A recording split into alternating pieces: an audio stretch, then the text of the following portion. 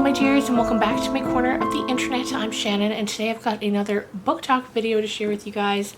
And today we are talking about Small Things Like These by Claire Keegan. I had picked this book up mainly because I heard Cillian Murphy in an interview somewhere, or I had read it somewhere, I don't know, that he was going to be starring in a movie adaptation of this book. And I really enjoy him as an actor, and so I thought, okay, great. Let me check it out. It's very short. It's very short.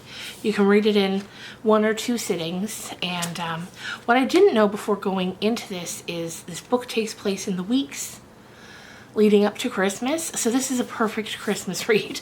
And I can definitely say that I think I can see myself revisiting this in the Christmases to come. So let's get on into it. First, I'll give you a brief synopsis, and then we'll get into some of the spoilers, but do not worry. I will give you a warning before the spoilers come, so you can click off this video if you do not want to hear them.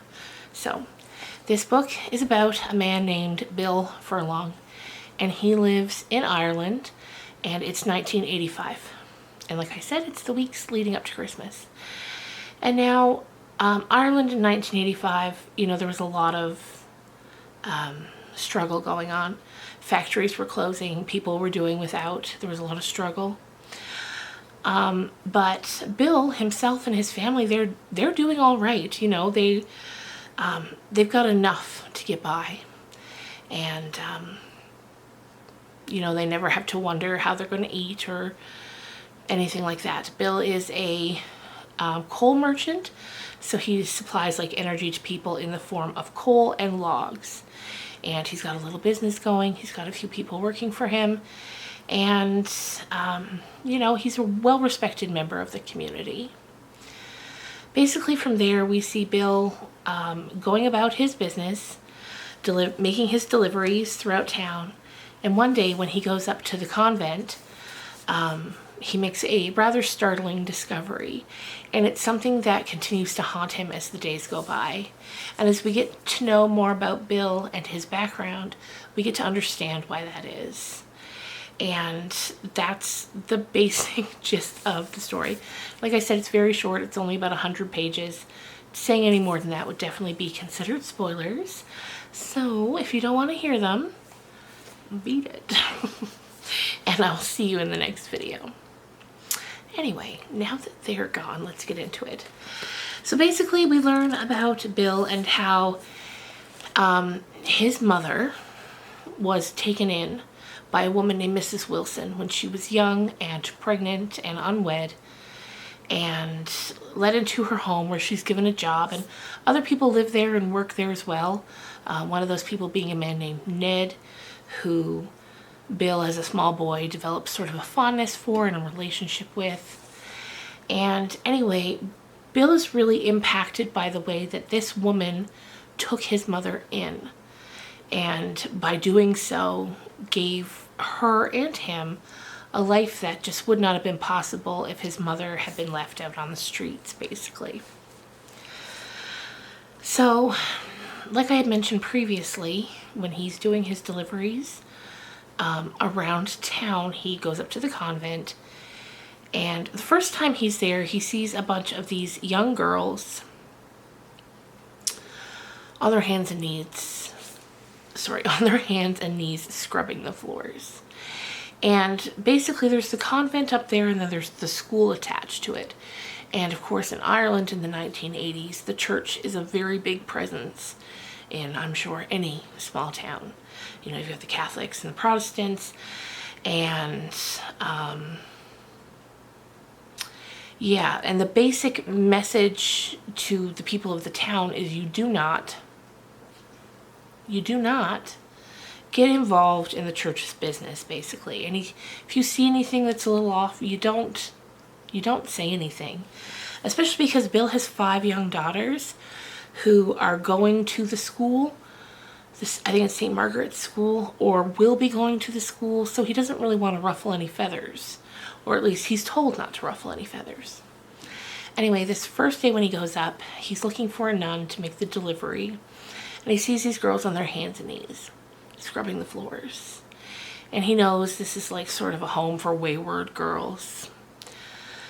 And one of the girls, she sees him, she jumps up, she's like, listen, can you take me down to the river so I can drown myself rather than staying here? Obviously a very off-putting thing to hear. And before he can really respond, the nun that he was looking for appears. And that kind of puts an end to that conversation. A few days later, first of all, when he goes back home, we're greeted with, his wife Eileen, his daughters. They're a loving family. He's a good man. And, they're planning Christmas. They're planning what gifts to buy for the girls and things like that. And, so anyway, the next time he goes up to the convent, he opens up the shed where he's gonna put the things in, and he finds a young girl in there. She's got no shoes on. She's very distraught. He can tell she's been in there a long time. And it's not the girl that had asked him to take her to the river so she could drown herself, but it's, he's pretty sure it's one of those girls. And he has a brief moment where he's like, I could take her out of here, but instead he takes her back to the convent. He rings the bell, he's let inside. The nun makes him tea and tries to feed him this story of well, who knows how she got out there? What an absolute shock and surprise. Now, before he had brought her back into the building, she had said to him when they were back at the shed, can you please ask about what's happened to my baby? They took him from me. I don't know where he is. And so now when he's in talking to the nun, he doesn't mention that baby. And that's something that haunts him later on. So yeah, the nun's like, oh, I don't know how she got out there. Don't you worry. We're going to take good care of her. We're going to feed her real well. Let her get a lot of rest. She's going to be just fine. Don't you worry about her. Then she gives him his tip for the year. It's 50 pounds. And then off he goes. But it sticks with him. Trixie. A few more days goes by. We see him doing deliveries around town, sort of the final delivery before Christmas, and they're expecting snow, so he wants to get everything sorted. He takes the men who work for him out. My dog's having a moment. He takes the men who work for him out for dinner as a thank you. As he's going around doing deliveries before that, he's given a lot of gifts and sweets and candies and even clothes from, people who buy from him. And then he wonders to himself later why he didn't give those sweets and candies and things to the less fortunate he came upon. So he has this sort of moment where he's marveling in the kindness of people, of them giving to him, and then wondering what it says about him that he didn't give it away to the less fortunate. This is a man that he's definitely an overthinker, and he spends a lot of time, wondering and wanting to be a good type of man. Anyway, next we know it's Christmas Eve. He goes to the shops to pick up a gift for his wife, which is a beautiful pair of shoes that he had seen her admiring in the store earlier in the season. And he picks it up and he's getting ready to go home, but something in him tells him to go back up to the convent and to go back to that shed. Because while the nuns made it seem like, oh my God, we don't know how she got there, he has a feeling he will find her in there again. That's where they're putting her on purpose to punish her. So he goes up, he opens the shed, and there she is. And he says, you know what? Nope. And he takes her home. He takes her home. She's got no shoes. He's walking her through town with no shoes on. Just, at first, the people who stop to talk to him, they chat with him, wishing him a Merry Christmas, and they think it's one of his daughters. But then they notice she's not wearing shoes, and then, it's just quietly recognized that it's not one of his daughters. But no one really asks him what's going on and what's going to happen or who she is. And then the book ends as they're still making their way through town, and he's sort of pondering the fact that there's going to be hell to pay for this, because like I said earlier on, he was told you don't get involved in church business. Whatever is going on there is going on there. And the convent and the school, they are closely related. And if you go messing around at the convent, your children, your 5 daughters, are going to have a tough time at school.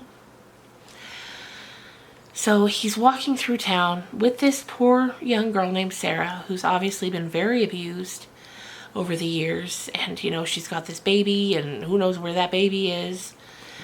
And who knows how that baby came to be in the first place. But, so yeah, the book ends as they're walking through town. And it says, climbing the street towards his own front door, with the barefooted girl and the box of shoes.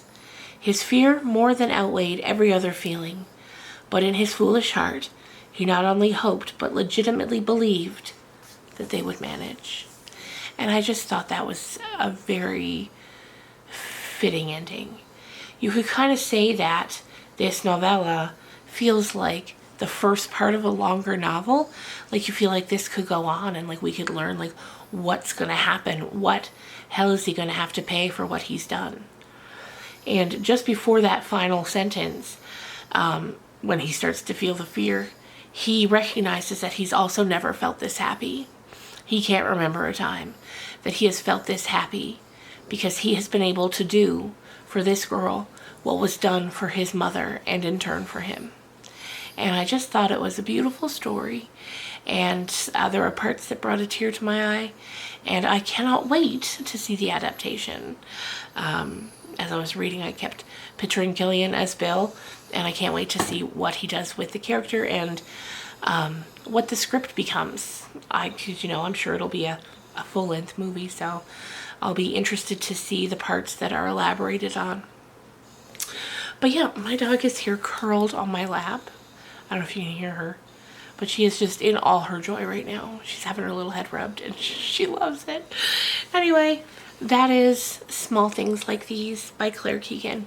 I would definitely recommend picking it up. Even if you've made it all the way to the end and you've heard the spoilers, I feel like you could still get a lot out of it. And I imagine I will get a lot out of it over the years when I reread this book at Christmas time. Anyway, thank you so much for watching. I hope you're having a wonderful holiday season, and I will see you soon. Next is going to be a reading vlog. Oh my lord, my dog's on the rampage now. A reading vlog where we read Normal People by Sally Rooney. Bye, guys.